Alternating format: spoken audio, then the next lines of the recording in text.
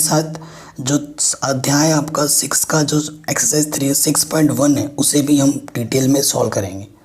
ठीक है, basic concept को जानने के बाद। ठीक है, इसमें जो पहला टॉपिक आपका आता है वो आता है समरूप आकृतियाँ। इसको जानने से पहले जो चैप्टर का नाम है त्रिभुज, उसे हम जान लेते हैं कि त्रिभुज वाकई में होता क्या है। ठीक है, त्रिभुज क्या होता है? अगर आपसे कोई पूछे त्रिभुज क्या होता है भाई, बता जरा त्रिभुज क्या होता है, तो आप क्या बोलोगे? 3 सरल रेखाओं से घिरी हुई आकृति को त्रिभुज कहते हैं। ये आप बोलोगे। यहाँ पे एक चीज़ इंपॉर्टेंट है, सरल सरल आकृति होना चाहिए। जैसे कि ये सीधी सीधी, ये इसका नाम दे दो ABC।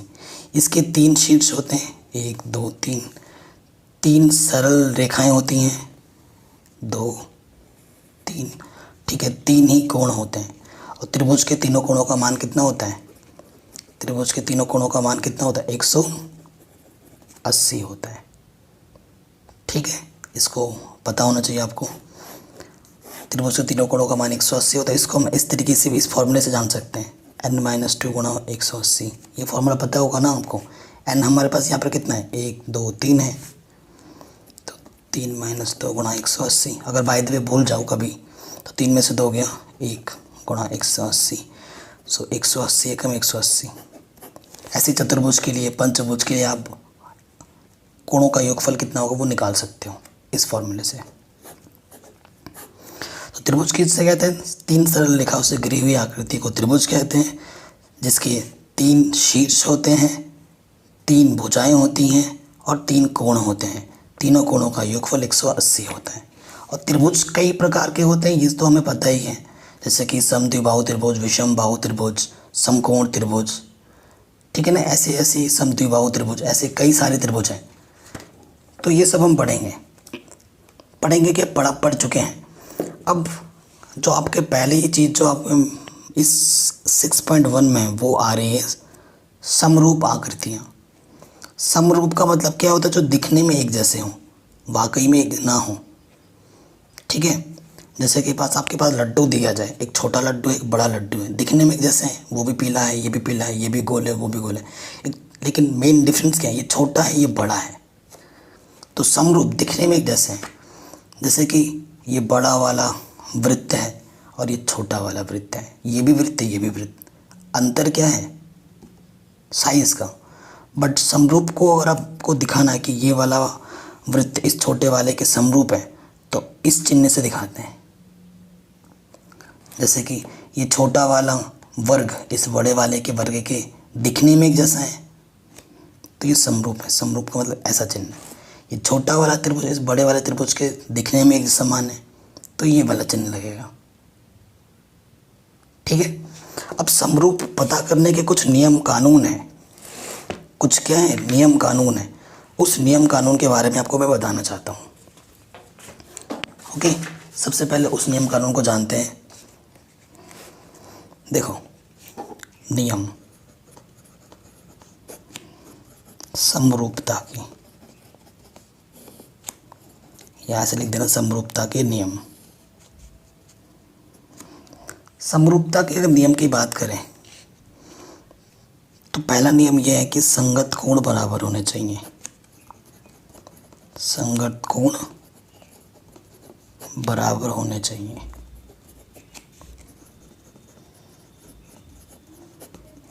ठीक है, साथ ही साथ संगत भुजाओं का अनुपात बराबर होना चाहिए।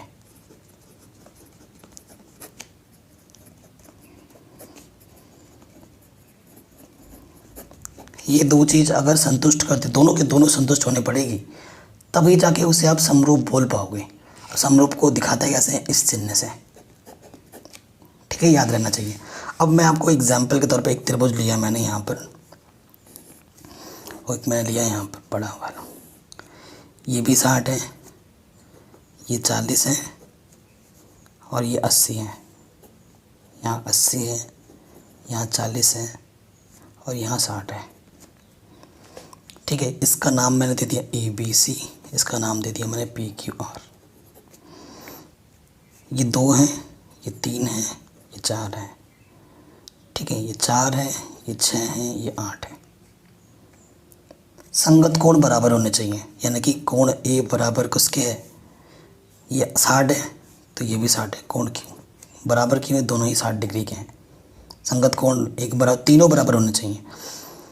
फिर 60 हो गया। 40 एंगल B कौन से वाले कोण के बराबर है, एंगल B के। कोण को अंग्रेजी में एंगल बोलते हैं। C क्या है हमारे पास, C किसके बराबर है, ये 80 है तो R के बराबर है। ये था 40, ये था 80। ठीक है, तो संगत कोण तो चलो बराबर है। अब भुजाओं का अनुपात भी देख लो।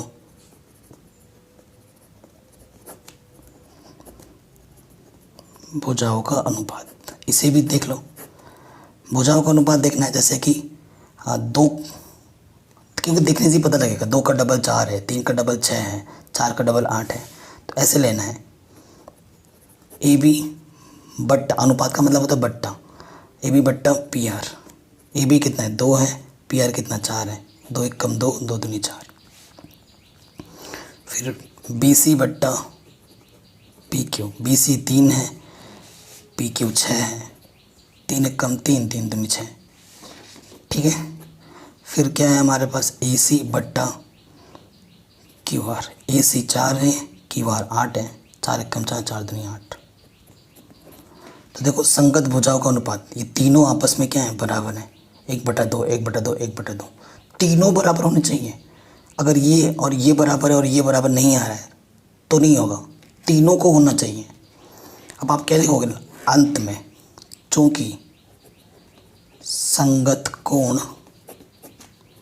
व संगत भुजाओं का अनुपात आपस में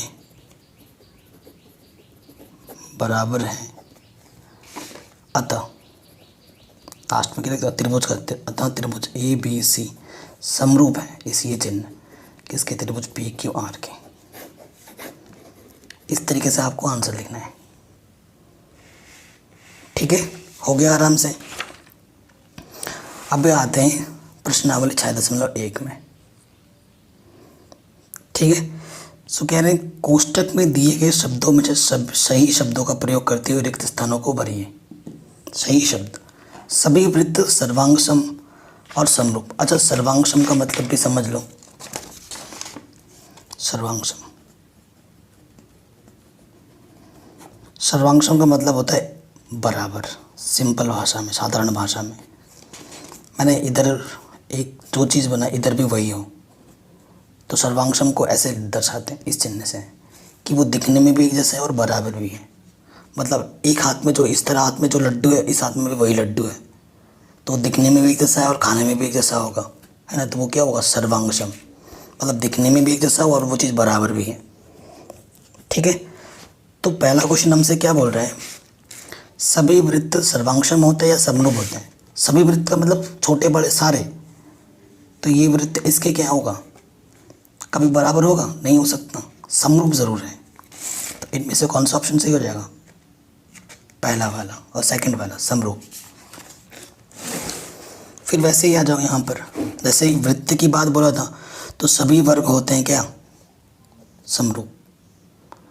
फिर हमसे बोला सभी डैश त्रिभुज समरूप होते हैं, समद्विबाहु या समबाहु।